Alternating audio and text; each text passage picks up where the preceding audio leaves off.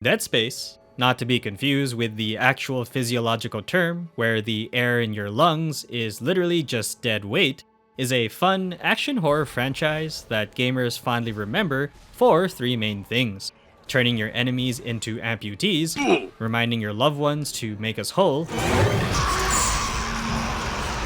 and the most amazing phenomenon that the heaviest object in the Dead Space universe, far exceeding black holes and such, is in fact Isaac Clarke's steel-toed boots.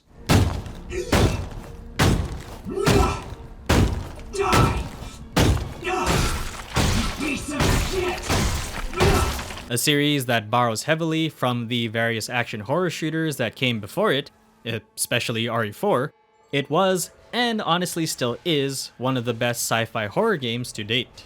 In fact, when I do think of sci-fi horror for video games, Dead Space does tend to come to mind in recent memory. The first game was a frightful experience, one that brought the isolation and claustrophobia of being in a derelict spaceship trapped with a bunch of zombie-like monsters who will stop at nothing to see you in pieces. An amazing game that kickstarted the franchise, and important enough that it saw an amazing reboot. But the fun didn't end there. Visceral Games would come back with a sequel that continued the Dead Space lineage that some would still argue is the best in the series. With faster gameplay, intense action, and sci-fi thrills, Dead Space 2 was the perfect sequel.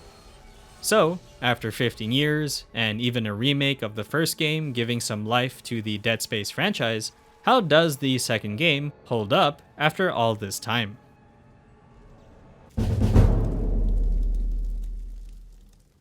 Are you ready to talk now? The story of Dead Space is an action horror ride that, while not having the most profound or compelling plot in a video game, is still entertaining and thrilling enough to keep you at the edge of your seat, while you continue the story of Isaac Clarke. Also, spoiler alert for the first game because this is a direct sequel. Set 3 years after the events of the first game, where Isaac managed to survive the Necromorph outbreak on the USG Ishimura, his life only takes a further turn for the worst, as he suffers a unique form of dementia that is caused by the marker on Aegis 7, the object also responsible for the Necromorph outbreak. While trying to ignore his imaginary gaslighting dead girlfriend, Nicole, Isaac, can you hear? A man named Franco attempts to help Isaac escape on account of another Necromorph outbreak suddenly appearing on Titan Station, a space colony on Saturn's moon where Isaac is currently being held. However, because this game needs a great introduction, Isaac is greeted in the most Dead Space way possible.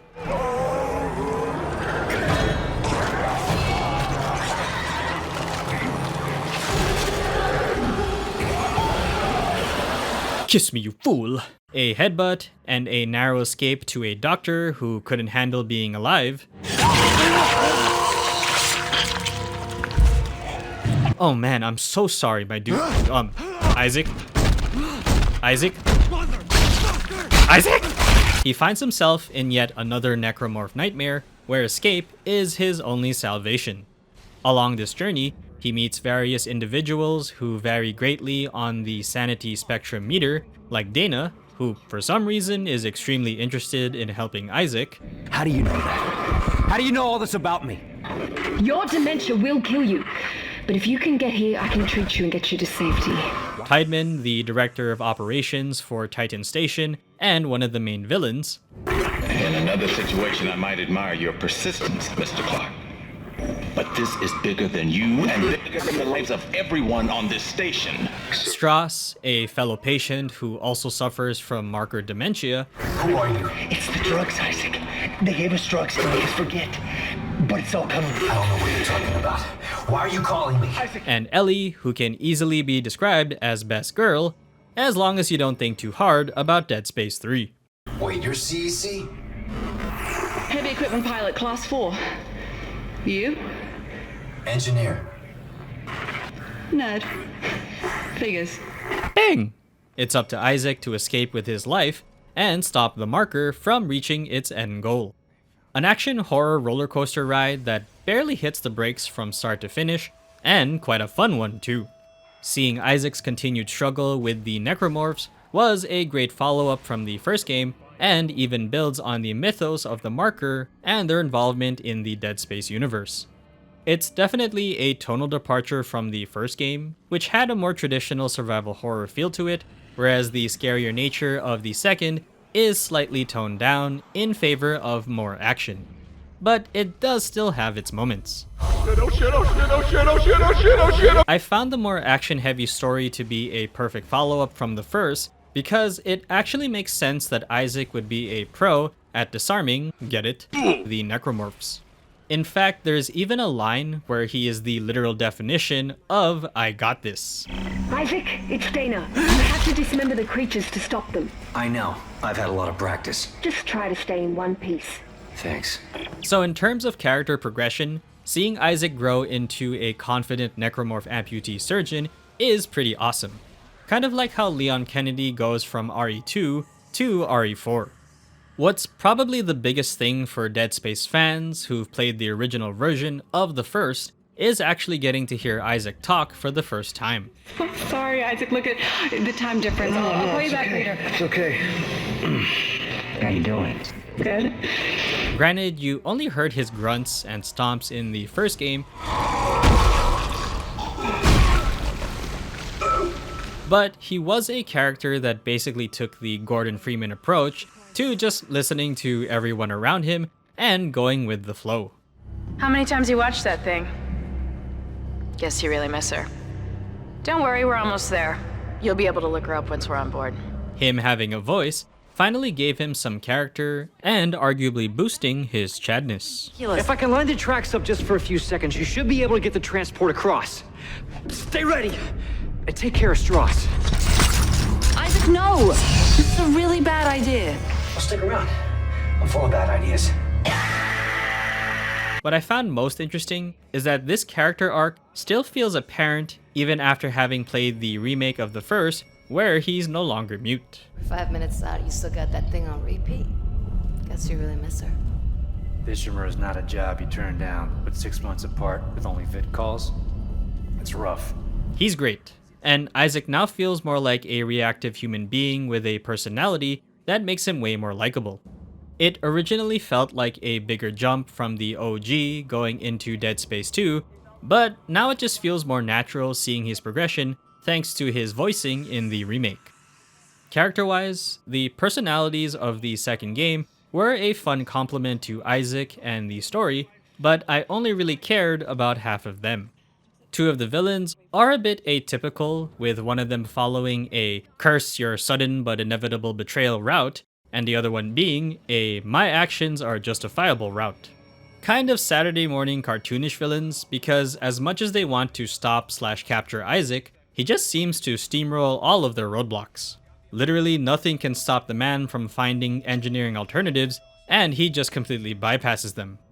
I think trying to go up against an engineer is a pretty bad matchup. Isaac Clarke.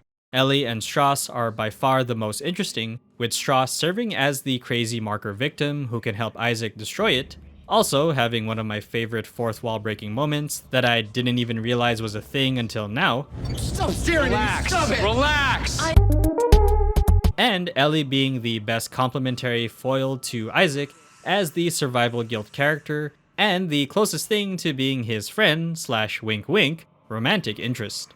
Okay, alright, good. I'm heading there now. If I can start him up and get some power to the train. You'll need someone to open the collect panels. I can do that. Although living rent-free in his head, Nicole as the gaslighting dead girlfriend is a recurring trauma that speaks volumes about Isaac's mental state without him having to actually say anything about it. We will destroy you. How convenient. Destroy the marker and all the hurt and pain go away. Imagine that, Isaac. You'll never have to listen to your heart. So, yeah. For its story, Dead Space 2 is a super fun one to go through. Again, not something that will wow you with provocative or earth-shattering writing, but one that fits perfectly with the action horror tone that Dead Space is often known for. It does require that you play the first game to understand everything, but I'm sure that's kind of a given since it is a direct sequel.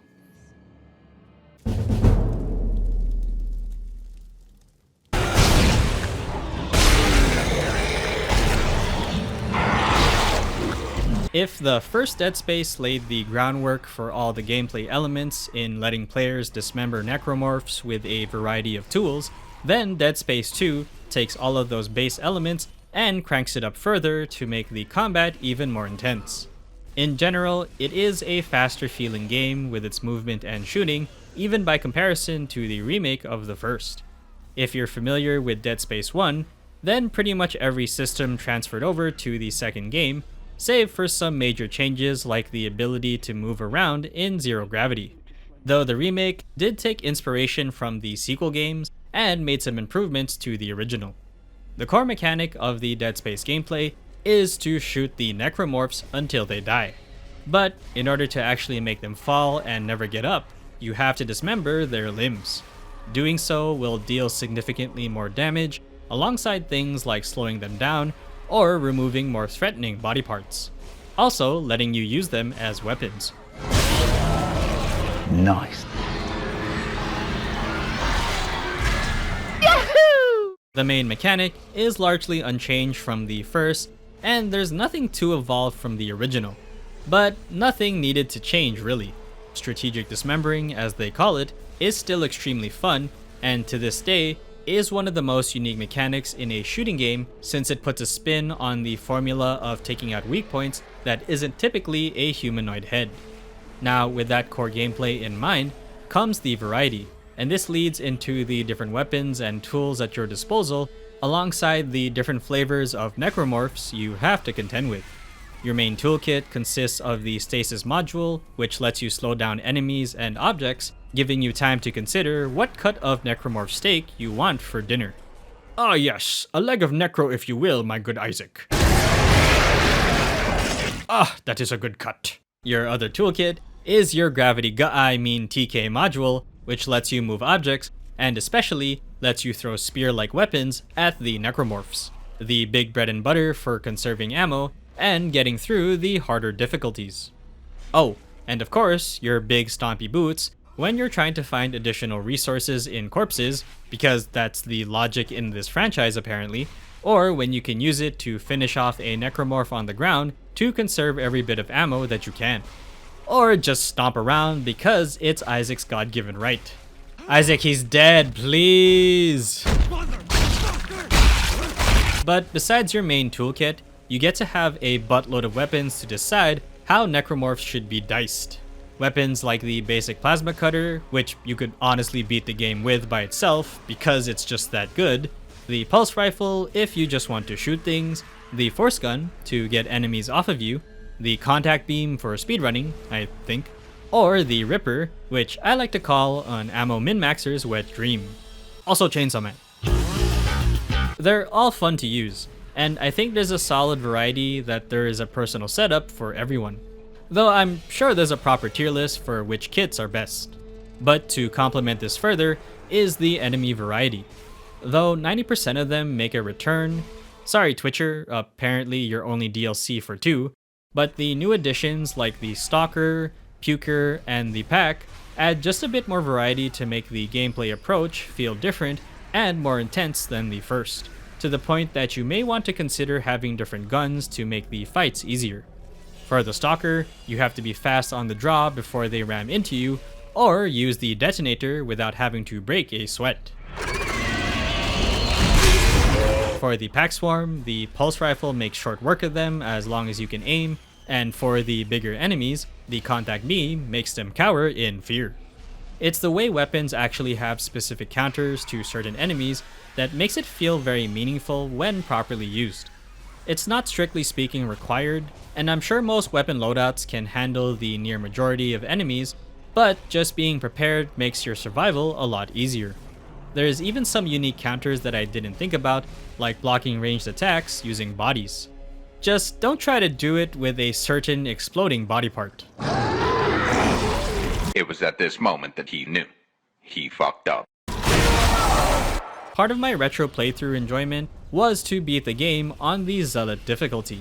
which was way more brutal than I thought, but it honestly made the game feel like a true survival horror experience since I was forced to be effective with my dismembering and ammo conservation. Part of the fun was having to use the weapon variety, and I actually learned to use other weapons that I didn't normally use. I used to always prefer the setup of the plasma gun, line cutter, ripper, and force gun, but now I've come around to having either the contact beam or seeker rifle in my rotation. Seriously, they made a big difference.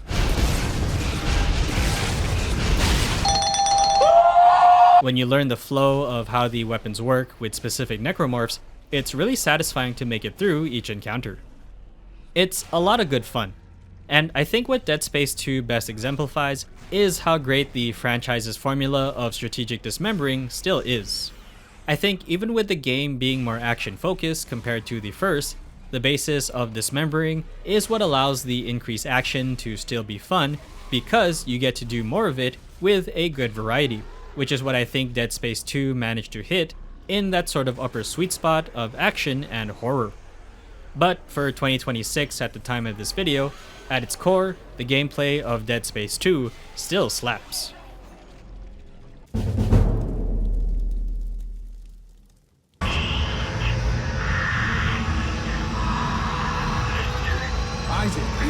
For a 15-year-old game, Dead Space 2's presentation holds up amazingly well actually. There's just something about darkly themed games that somehow always manages to look really good no matter what era of graphics they were released in.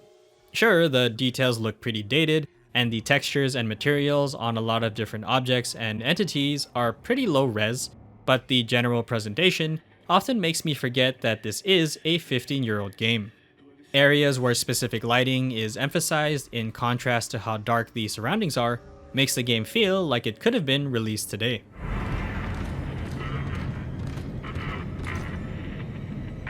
I wouldn't say the lighting is absolutely perfect, but it might as well be considering how effective it is at creating atmosphere. Horror is indeed a constant factor thanks to the intended darkness. Although the model details look a lot older and human skin is borderlining on sandpaper, the Necromorphs are still the biggest stars of the show. The sheer variety with the different monster designs is impressive, to the point that I think even other modern horror games don't have this level of enemy variety. I also like how Visceral Games went the extra mile to make the normal slasher Necromorph have different body types to look like the different citizens of the Sprawl. Also impressive is the viscera detail and how gory it looks when it's seen on certain models. Definitely nightmare fuel. I also like that, sort of similar to Dead Space 1, some of the environments get reused to show how much crazier it's gotten since Isaac left them. Maybe that's just my Metroidvania brain speaking with recycling assets to make them unique, but a cool detail that I can't help but appreciate. But if there's one thing that Dead Space has always excelled at, it's the visual immersion, and 2 is no slouch. The lack of an on-screen HUD, while having every important information tied to Isaac's suit on his back, has always made the game feel more organic and cinematic. It's a small thing, but having stuff like Isaac looking at highlighted menu items, the ammo count appearing on the gun, Isaac's oxygen level, and of course his health bar, is a level of interactive detail that goes the extra mile in making Dead Space's design feel unique. The other special trait that adds to Dead Space 2's presentation and immersion is the whole one-shot camera take. Essentially, there isn't a single cut in the game's frame that would be used to jump to a new scene, save for 1 or 2 periods of level transitions, which, when I think about it, actually made the game feel off, particularly when Isaac jumped from the mining bulldozer to the government sector. They ask you how you are, you don't just have to say that you're fine when you're not really fine, but you just can't get... Since Dead Space 2 exclusively uses in-game assets, which, by the way, only makes the game's immersion even better, you really feel like you're part of the world. Exactly like how it's used in MGS5's missions, and especially the new God of War series, it adds to the feeling that the viewer, or in this case the player, is involved in the action, making it seem like less of a slideshow viewing experience and actually being part of the scene itself. To me, this is what really makes Dead Space 2 feel so cinematic most of all, despite its older generation graphics. The other one that I tend to overlook is how good the sound design is. Pretty much expected for most atmospheric horror games where it's a key element to create mood, Dead Space 2 really delivers on its sci-fi horror soundscape, especially when it comes to the mix of different objects and environments in the world, like the effects of Isaac's rig, the electronic devices in the environment,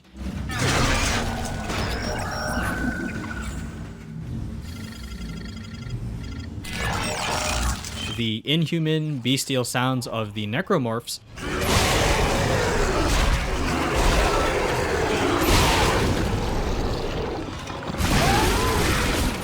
and most especially, entering Zero G.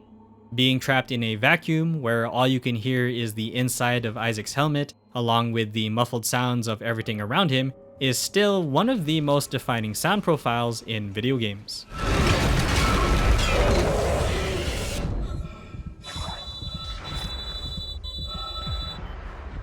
The level of detail is so good that I couldn't help but notice that Isaac's heavy-ass footsteps sound different based on the floor that he's walking on.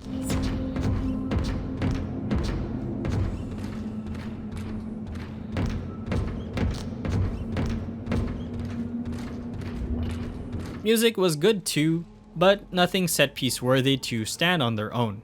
A lot of the tracks are mainly complementary to the scenes that are going on, and does a near perfect job at elevating the mood where tension and action are concerned.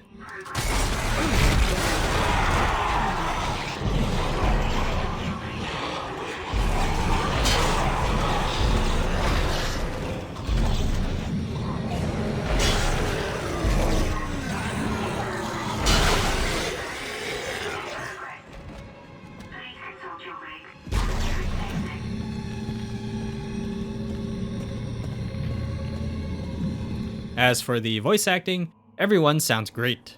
Convincing enough that each character feels like they are part of the horrifying nightmare that they're in, and each one playing their intended role for the plot. Tideman's flawed attitude of having everything under control. There may be other survivors over here! Public sector is already beyond acceptable recovery conditions. I can't allow you to escape. Ellie trying to keep it together despite what she's going through. Did you make it? Shit, Isaac. Just... shit. Hey, take it easy. It's okay. No, it's not. I was right here this morning with a crew of 30 people. But we were overrun. And most especially Isaac, who sounds both cautious yet confident with the way he's handling his second Necromorph encounter. You know what a marker is? Yeah. The unitologist on my crew wouldn't shut up about it. Why? Is it real? Yeah, it's real.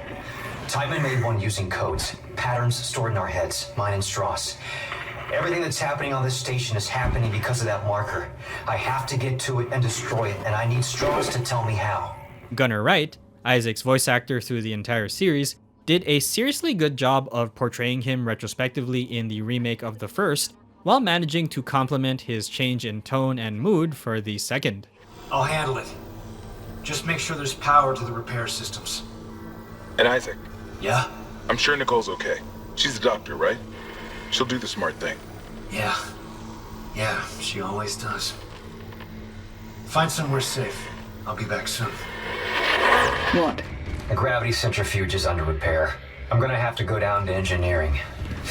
This should be interesting. Is it safe? I don't know how it could be. I'll let you know.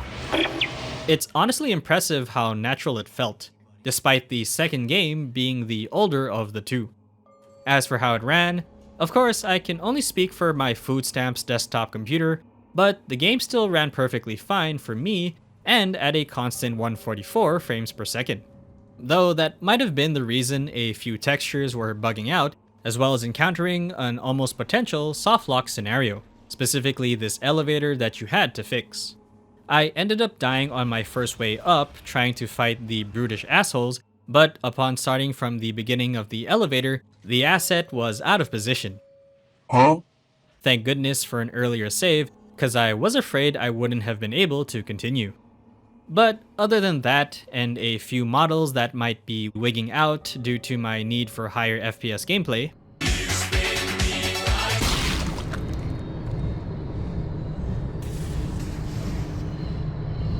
the game ran great. An extremely good presentation that, while having the details of a game that existed many generations ago, still exemplifies its sci-fi action horror tone, and not too old that you couldn't be convinced of its nightmarish necromorph infested world.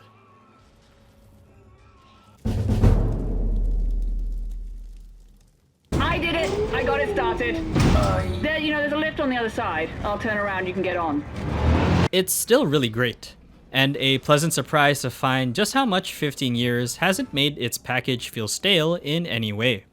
I think my biggest takeaway with my run through of it, and playing it again with today's eyes, is that even with the remake of the first being the modern version in the entire franchise, and improving some of the main features the series is known for, Dead Space 2 does not feel dated by comparison.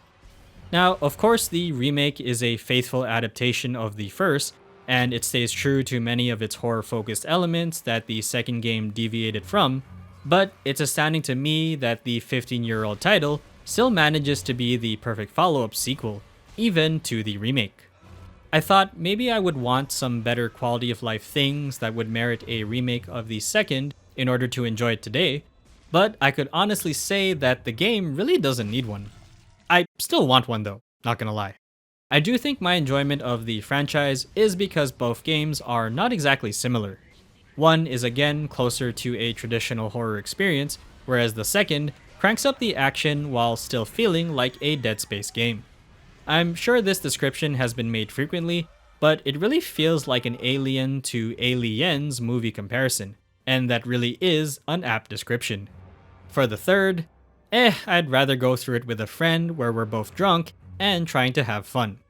I am talking about Alien 3, right? Is one or two better than the other? I honestly couldn't give a shit because I can play both games whenever I want, and that just means more Dead Space for me.